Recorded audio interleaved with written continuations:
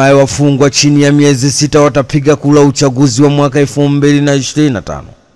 Katibu wa halmashauri kuu NEC ya Chama cha Mapinduzi CCM Itikadi, Uenezi na Mafunzo CPA Amos Makalla amezungumzia mabadiliko mapya ya sheria kuhusu haki za wafungwa kupiga kura, ambapo amefafanua kuwa kwa sasa wafungwa wenye vifungo vya chini ya miezi 6 wataweza kushiriki katika uchaguzi wakiwa gerezani. Amos Makalla amesema lakini pia wasimamizi wa uchaguzi badala ya kuwa viongozi watakuwa maafisa waandamizi wa umma. Lakini mabadiliko yako mengi ni kwamba katika sheria hata wafungwa watapiga kura. Narudia, kama mlikuwa mjui, ndio mabadiliko ya sheria. Wafungwa ambao kifungo chao hakizidi miezi 6 watapiga kura wakiwa magerezani. Hivyo ndivyo upande wa Zanzibar wanaita vyuo vya mafunzo, ndio magereza yenyewe na maabusu. Makalla ameendelea kusema kuwa hayo siku ya Alhamisi Machi mwaka 2025 wakati akizungumza na wananchi pamoja na viongozi wa Chama cha Mapinduzi CCM katika mkutano wa ndani uliofanyika kwenye uwanja wa Toto Tundu uliopo Segerea, wilaya Ilala, Dar es Salaam, ikiwa ni mwendelezo wa ziara yake ya siku 5 mkoani Dar es Salaam.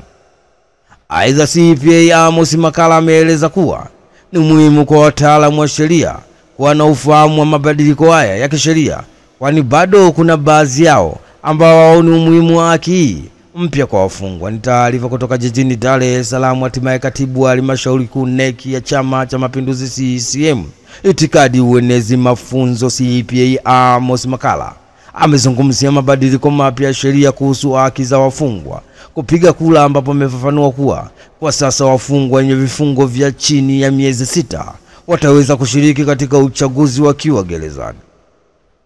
Tundu Lissu atoa kauli ya kuna mwanamke aliyekaa meza kuu Chadema. Mwenyekiti wa Chama cha Demokrasia na Maendeleo Chadema Bara Tundu Antipas Lissu akiongea kwenye maadhimisho ya siku ya wanawake duniani yaliyoandaliwa na BAWACHA jijini Dar es Salaam, Tundu Lissu ametoa kauli na kusema nataka niwakwaze sisi wenyewe tukoje, ili jopo ambalo leo ulipo meza kuu ukiacha mie, baada ya leo hawatakaa meza kuu tena.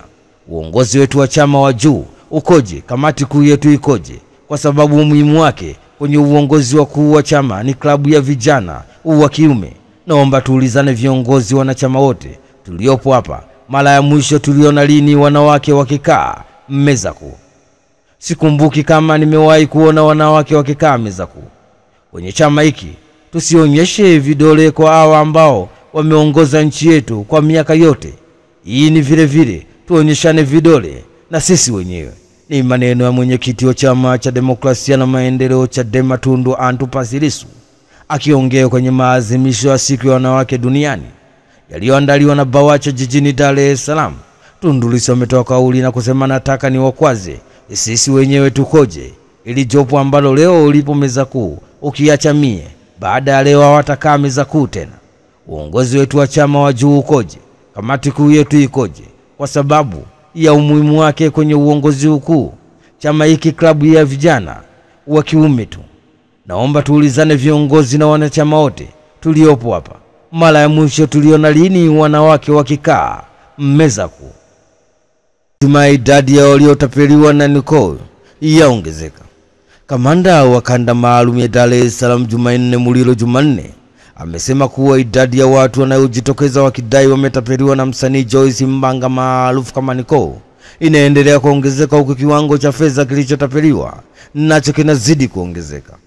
Akizungumza na waandishi wa habari katika ofisi zake za kanda maalum ya Dar es Salaam maarufu kama Central, Mulilo alisema kuwa Nicole atafikishwa mahakamani kuanzia wiki ijayo ili kukabiliana na tuhuma zinazomkabili. Ni taarifa kutoka jijini Dar es Salaam. Hatimaye kamanda wa kanda maalum ya Dar es Salaam Jumanne Mulilo Jumanne amesema kuwa idadi ya watu wanaojitokeza wakidai kutapeliwa na msanii Joyce Mbanga maarufu kama Nicole inaendelea kuongezeka, huko kiwango cha fedha nacho kinaendelea kuongezeka. Paul Makonda achinja ng'ombe 400 wananchi kula nyama bure. Mkuu wa mkoa wa Arusha Paul Christian Makonda anatarajia kuongoza viongozi wakazi wa Arusha na wananchi wa Arusha kutoka maeneo mbalimbali kwenye zoezi la kuchoma na kula nyama bure katika eneo la mnara wa saa Clock Tower jijini Arusha, ikiwa ni sehemu ya shamla kuelekea kilele cha maadhimisho ya siku ya wanawake duniani. Ng'ombe zaidi ya 400 pamoja na mifugo mingine imechinjwa na kuchomwa ili kumpa fursa kila mwananchi atakayefika katika eneo hilo kufaidi huduma hiyo isiyo na malipo. Ni taarifa kutoka jijini Arusha. Hatimaye mkuu wa mkoa wa Arusha Paul Christian Makonda anatarajia kuongoza viongozi wakazi wa Arusha na wananchi wengine kutoka Arusha maeneo mbalimbali kwenye zoezi la kuchoma na kula nyama bure katika eneo la Mnara wa Saa Clock Tower jijini Arusha, ikiwa ni sehemu ya shamla kuelekea kilele cha maadhimisho ya siku ya wanawake duniani. Aiba eleni za bilioni 2 na kuzimeza tumboni.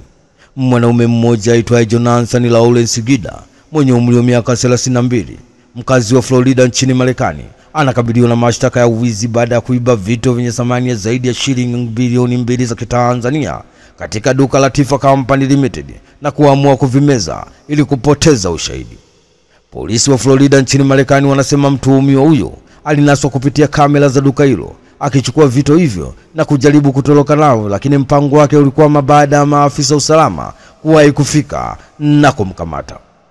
Polisi walipomtaka atoe ushahidi wa vitu hivyo, alikanusha kuwa anavyo, lakini ripoti za kitabibu zinaeleza kuwa alihitajika kufanya uchunguzi wa kimatibabu ili kubaini ukweli wa madai hayo, ambapo madaktari walifuata taratibu maalum zilizosaidia katika uchunguzi wa kesi hiyo.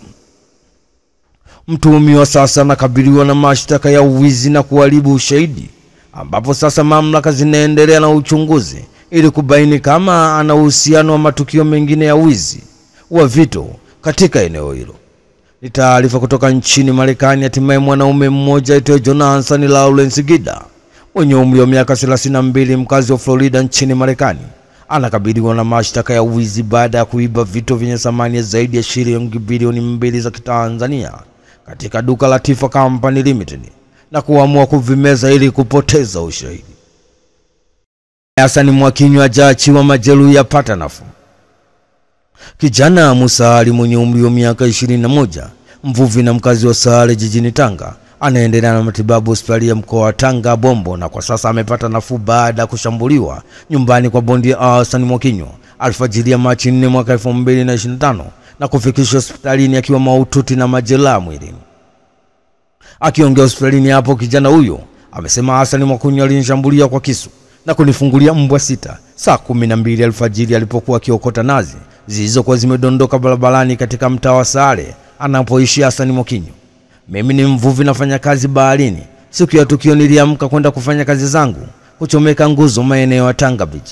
Hii ni kazi yangu tu niliyokuwa nimepata siku hiyo. Nikiwa njiani nikaziona nazi zimedondoka barabarani, nikaanza kuziokota. Ghafla Hassan Mwakinyo akafika akiwa na kijana wake wa kazi, wakaniuliza, nazi umetoa wapi? Nikajibu, nazi nimeziokota. Mwakinyo akajibu, leo umeyakanyaga, na kuanza kunishambulia kwa kunipiga mtama na kuniburuza kuniingiza ndani kwake. Mimi nahisi nazi hizo zilikuwa zimetegwa. Hassan Mwakinyo wakati anaendelea kunishambulia akamwagiza kijana wake wa kazi kaleta kisu na kuanza kunikata mguu na kunivua nguo na kunifungulia mbwa waliokuwa anza kunijeruhi kwa zaidi ya lisali moja.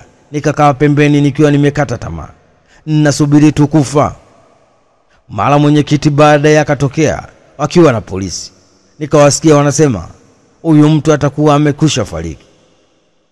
Kwa upande wake jeshi la polisi Tanzania mkoa wa Tanga limethibitisha kumshikilia Hassan Mwakinyo mwenye umri wa miaka 29, mkazi wa Sale jijini Tanga, kwa mahojiano kuhusiana na tuhuma za kushindwa kudhibiti mbwa wake ambao walimshambulia na kumjeruhi Musa Ali mwenye umri wa miaka 21, mvuvi na mkazi wa Sale jijini Tanga. Tukio hilo limetokea nyumbani kwa Hassan Mwakinyo baada ya mbwa wao kuachiliwa huru katika eneo la nyumba yake. Ni taarifa kutoka Tanga. Hatimaye kijana Musa Ali mwenye umri wa miaka 21, mvuvi na mkazi wa Sale jijini Tanga, anaendelea na matibabu hospitali ya mkoa wa Tanga Bombo, na kwa sasa anapata nafuu baada ya kushambuliwa nyumbani kwa bondia Hassan Mwakinyo alfajiri ya Machi 4 mwaka 2025 na kufikishwa hospitalini akiwa mahututi na majeraha mwilini.